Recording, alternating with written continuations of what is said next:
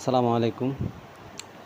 নোয়াখালী কোম্পানিগঞ্জ কবিরহাট উপজেলা থানা পৌরসভা। আমরা এখন পৌরসভার বাইরে আছি এবং জায়গাটার নাম হচ্ছে যে পদুয়া ধরে। আর আমরা মেয়ের পক্ষের লোক। এখন আজকে আমরা ছেলেদের বাড়িতে আসছি।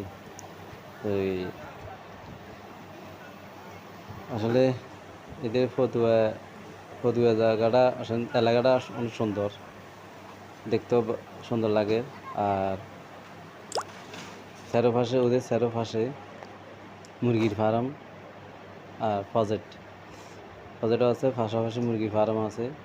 যেদিকে যাই সেদিকে যেতটুকু পর্যন্ত মানে আমরা ওদের বাড়িতে আসতে দেখলাম